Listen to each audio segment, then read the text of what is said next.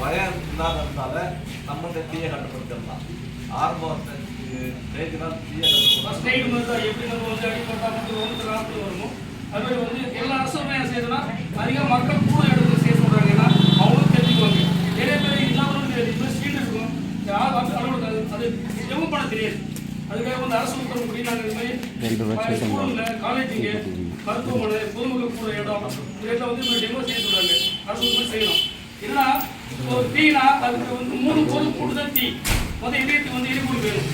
அதுக்கான உஷ்ணம் ஹீட்டு வேணும், காற்று வேணும். நம்ம போய் சுவாசிக்க காற்று அதே மாதிரி எரியத்துக்கு காற்று அவசியம் வேணும். இப்போ என்னன்னா பெரிய தீ வந்து காற்றை வந்து அணைக்க முடியாது. ஆனால் வந்து சின்னதில் வந்து நீர் ஊற்ற அணைக்கலாம். ஏன் காற்று திறக்க முடியாது.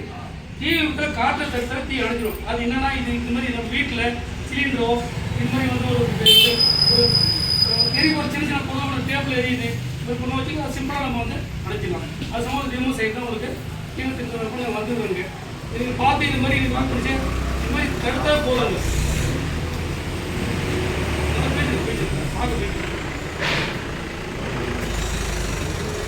இதெல்லாம் ஃபர்ஸ்ட் எய்ட் தான். பெரிய பெரிய தீ ஊற்றணும். ஆரம்ப கட்டத்தில் செய்யறது நம்ம செய்யணும். வீட்லேயும் சரி அலுவலகம் சரி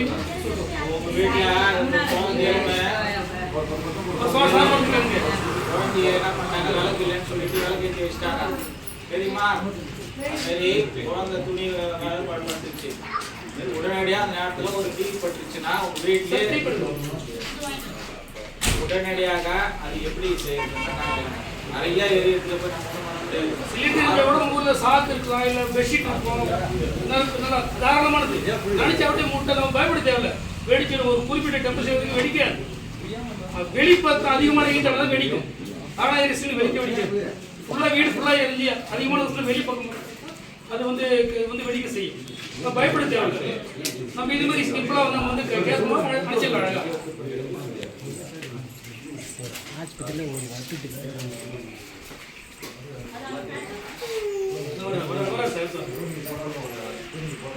க்ளீனிங் போட்டு வேஸ்ட்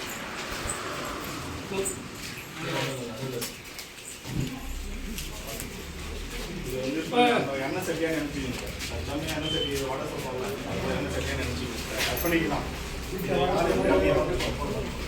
இல்லை இது மாதிரி சிம்பிளாக எரியுது. ஒரு வீட்டில் ஒரு தேவை ஒரு துணிமணி என்ன எடுத்து வச்சுக்க. இப்படி போட்டீங்கன்னா உங்களோட இப்படி போடணும். தான் நம்ம நினைக்கிறது. இப்படி இருந்தோம்னா பயர் வந்து நம்ம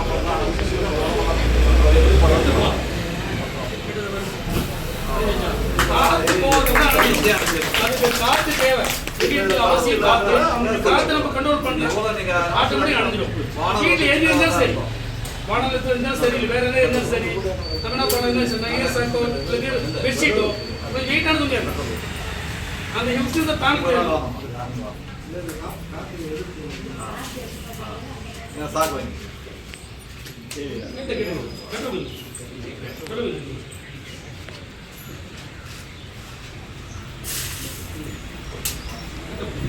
ஆமா போட்டோ எடுத்துக்கப்பா. கிட்ட ஒண்ணு கிட்ட வந்து போடாவும் பயப்படக்கூடாது. பயப்பட கூடாது. பார்த்தீங்கன்னா பயம் இருக்கணும்.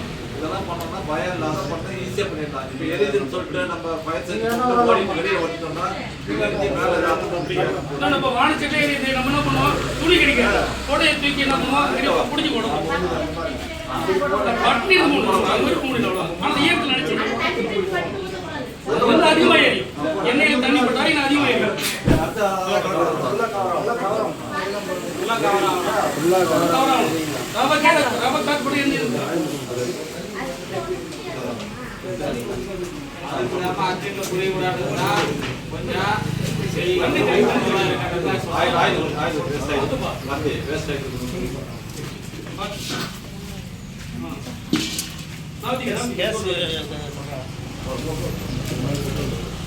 இப்ப தண்ணி பட்டா என்ன ஆகும் சொல்றதுக்கு காட்டி விடுறோம்.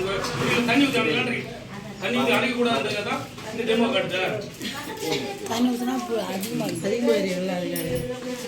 அது சாம்பலாவுக்கு கூட நம்ம செய்யலாம். ஆயில் ஊற்றக்கூடாது.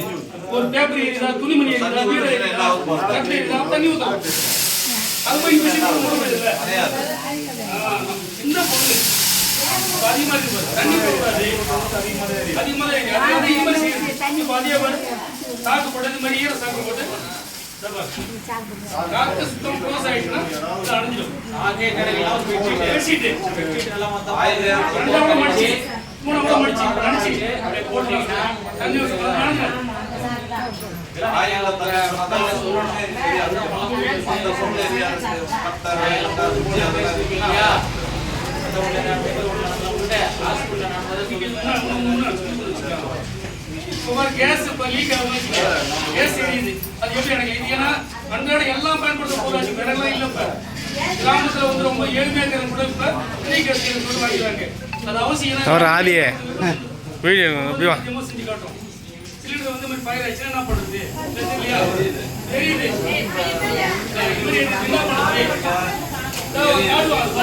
அதே மாதிரி நீங்க பயப்படாத இப்ப நாங்க பண்ற மாதிரி பண்ணக்கூடாது ஈஸியா போயிட்டு அதை அடிச்சுக்கிட்டேன் கை சூடாது எனக்கு கேஸ் தான் வரும் இப்ப பயம் இருக்கக்கூடாது இப்ப கை நீங்க இதை பத்தி விசாரிச்சு பண்ண வேணாம் இருந்தாலும் நீங்க பயப்படாத நீங்க பண்ணணும்னா இது பெரிய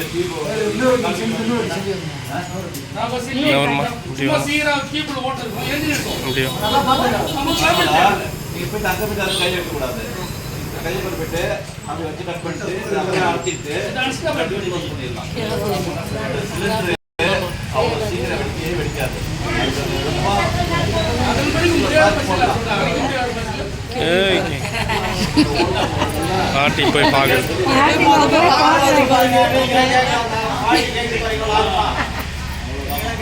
கை அடிச்சு நம்ம ரெகுலேட்டர் ஆஃப் பண்ணிடுவோம் இந்த கேஸ் வரது ஆஃப் பண்ணிடுவோம் ஆஃப் பண்ணிட்டு வாமா பயப்படாத வாமா